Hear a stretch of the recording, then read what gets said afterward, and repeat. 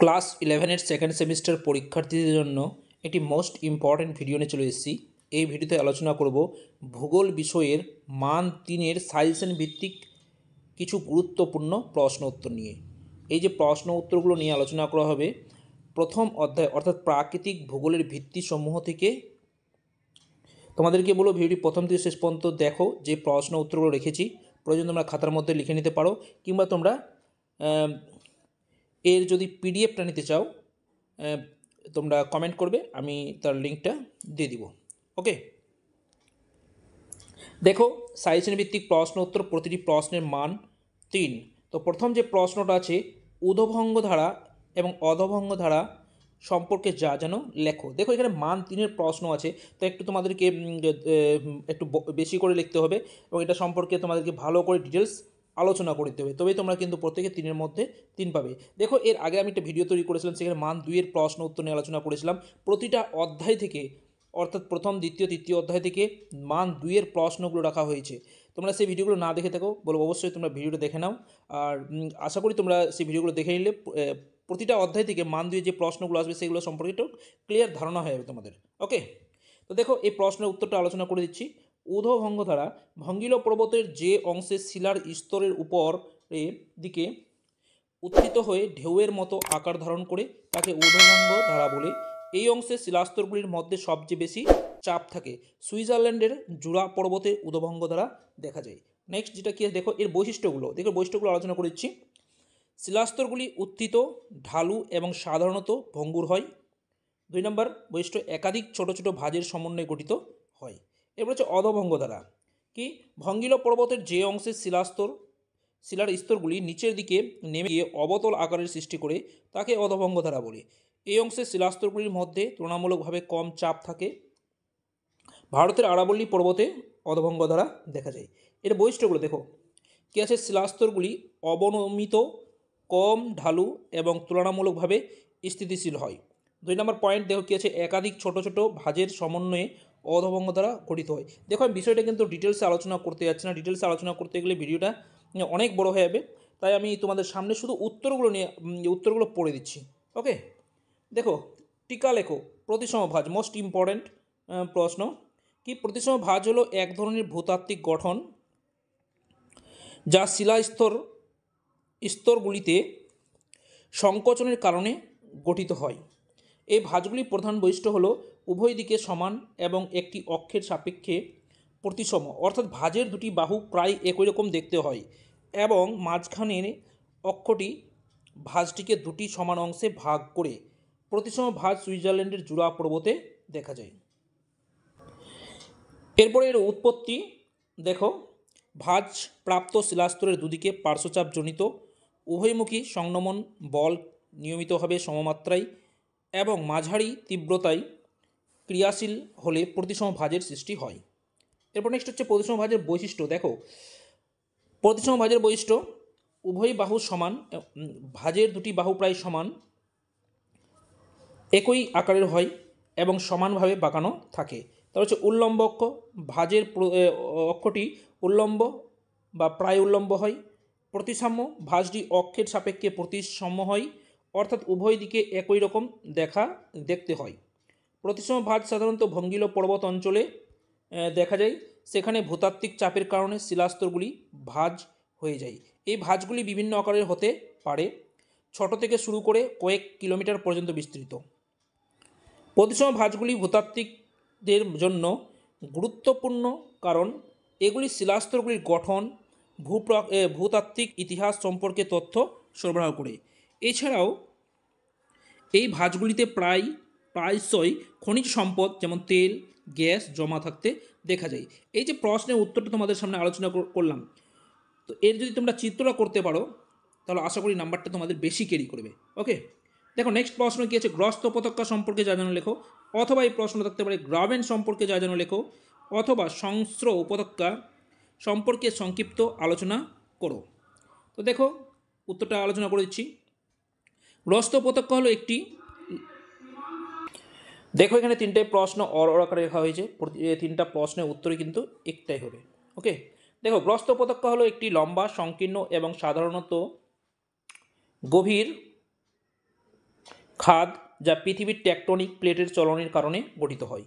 এই প্রক্রিয়াটিকে রিফটিং বলা হয়, যেখানে দুটি প্লেট একে অপর থেকে দূরে সরে যায় এবং তাদের মধ্যবর্তী স্থানে ফাটল তৈরি হয়। এই ফাটল বরাবর ভূপৃষ্ঠ দেবে যায়, অর্থাৎ এখানে চেপে যায় এবং এটি লম্বা নিচু অঞ্চল তৈরি হয়, যা গ্রস্ত উপত্যকা নামে পরিচিত।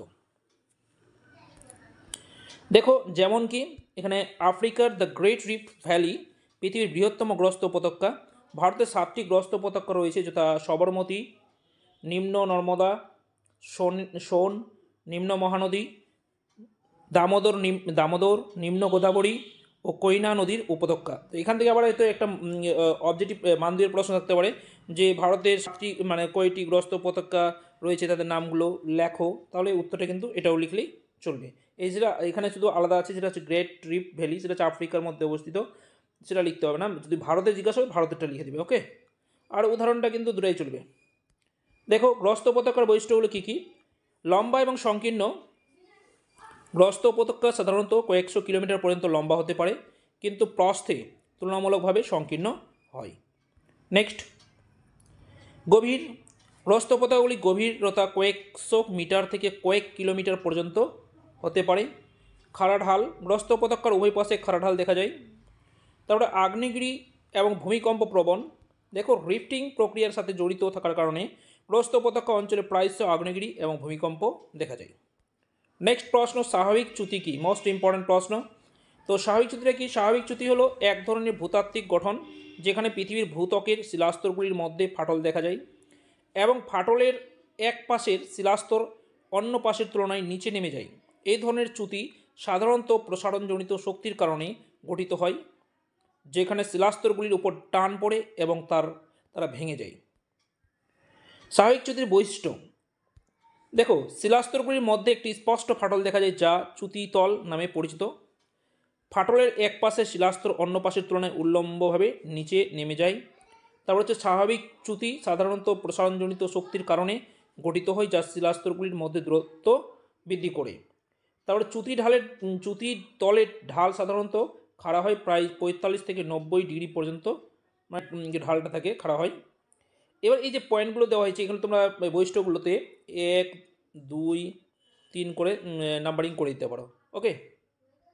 এবার স্বাভাবিক চ্যুতি কীভাবে গঠিত হয় যে গঠনটা আলোচনা করা হয়েছে। পৃথিবীর টেকটনিক প্লেটগুলির চলনের কারণে যখন শিলাস্তরগুলির উপর টান পড়ে তখন প্রসারণজনিত শক্তির সৃষ্টি হয়।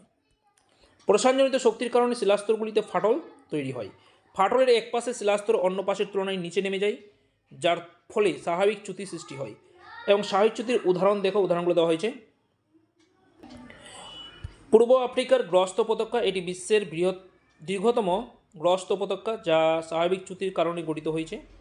রাইন উপত্যকা, এটি ইউরোপের একটি গুরুত্বপূর্ণ গ্রস্ত উপত্যকা যা স্বাভাবিক চ্যুতির কারণে গঠিত হয়েছে। নেক্সট প্রশ্ন দেখো, পর্যালোচন প্রক্রিয়া ব্যাখ্যা করো, মোস্ট ইম্পর্ট্যান্ট।